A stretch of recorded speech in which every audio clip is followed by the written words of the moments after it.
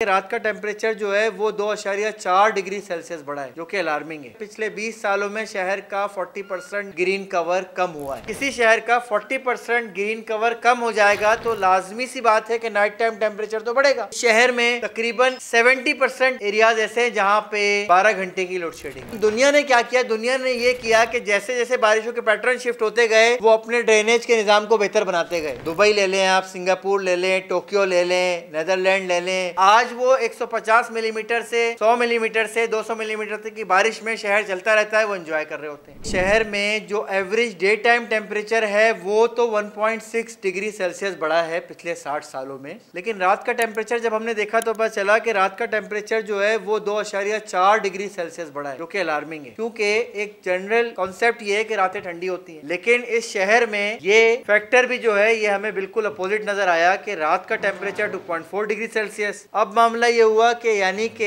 इस शहर में जो अर्बन डेंसिटी है वो इतनी बढ़ चुकी है, जो कंक्रीट का इन्फ्लक्स है वो इतना बढ़ चुका है। और इसके साथ साथ हमने एक और सैटेलाइट डेटा से स्टडी की थी जिसमें हमने ये देखा था कि पिछले 20 सालों में शहर में ग्रीन कवर कितना कम हुआ। तो सैटेलाइट डेटा के जरिए से जब हमने इसको एनालाइज किया तो पता चला कि पिछले 20 सालों में शहर का 40% ग्रीन कवर कम हुआ है। वो जब जाहिर सी बात है दोनों चीजें इसका मतलब रिलेट कर रही हैं कि जब किसी शहर का 40% ग्रीन कवर कम हो जाएगा तो लाजमी सी बात है कि नाइट टाइम टेम्परेचर तो बढ़ेगा। यानी डे टाइम तो बढ़ रहा है, वो तो एक अलग है कि डे टाइम में भी हम दुनिया जो है 1 डिग्री सेल्सियस को देख रही है, हम 1.6 पर है, चले कोई बात नहीं। लेकिन जो नाइट टाइम टेम्परेचर 2.4 का मतलब है कि इसका मतलब रात में कोई सुकून नहीं। इस शहर में तकरीबन 70% एरियाज ऐसे हैं जहाँ पे 12 घंटे की लोड शेडिंग है। अब आप अंदाजा करें वो शहर जहाँ पे रात में दर्जा हरारत में जो 60 साल में इजाफा हो रहा है वो 2.4 है, और उमूमी तौर पर रात और दिन मिलाकर जो है वो 12 घंटे की लोड शेडिंग लोग बर्दाश्त कर रहे हैं। तो अब वो मामला जो सिर्फ मौसमियाती तब्दीली से जुड़ा था वो एक इंसानी हुकूक का और एक समाजी मसला बन गया, ठीक है ना। यानी लोगों की सेहत मुतासर हो रही है, अगले दिन लोगों ने काम पर जाना है, बच्चों ने स्कूल जाना है,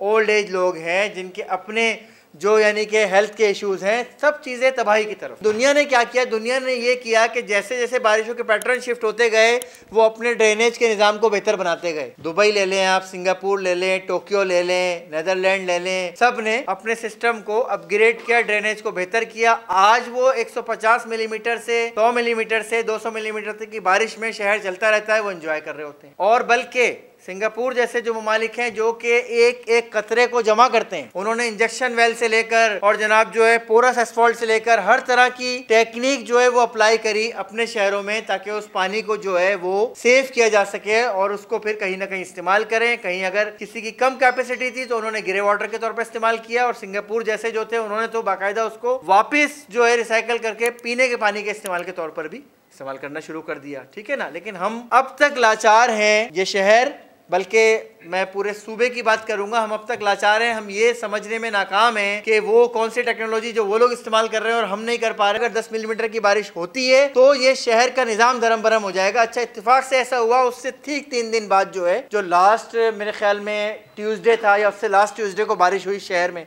दोबारा शाम के वक्त में, उसमें शहर का निज़ाम ज़िंदगी तबाह था। और सिर्फ शार फैसल की अगर मैं आपको बताऊं, शार फैसल पे 3 पॉइंट पर, कारसाज पर, और वो जो इन्होंने NASTP बनाया है, जो एक टेक्नोलॉजी पार्क बनाया है उसके सामने, फिर उससे आगे मजीद जाएं तो ये PF का फ्लाईओवर है, इसके सामने 1-1 फीट 1.5 फीट पानी जो है खड़ा हुआ था। अच्छा, बाद में हमने मेट के डेटा को देखा तो उन्होंने कहा सबसे ज्यादा शहर में बारिश 8.8 मिलीमीटर हुई थी। यानी वो हमारी वो बात जो हमने 10 मिलीमीटर की थी वो 8.8 पे वैलिड हो गई कि हाँ जी 8.8 पे शहर का यह हाल था कि शारा फैसल जो एक मरकजी शारा है और शहर को एयरपोर्ट से कनेक्ट करती है, वो 3 जगहों पे तो मैंने खुद देखा कि वहां पर 1-1 1.5 फीट पानी खड़ा हुआ था। कारसाज पर, फिर ये जो इन्होंने टेक्नोलॉजी पार्क बनाया है, जो पहले ये मॉल बना रहे थे उसके सामने, और इसी तरीके से जो PF के फ्लाईओवर के नीचे। अच्छा, ये वो मकामात हैं जो हम बारहा बता चुके हैं कि जी नर्सरी फर्नीचर मार्केट डूबता डूबता है, ये 3 मकामात डूबते डूबते हैं, एयरपोर्ट का जो इंटरसेक्शन है डूबता डूबता है, शॉन सर्किल वाला जो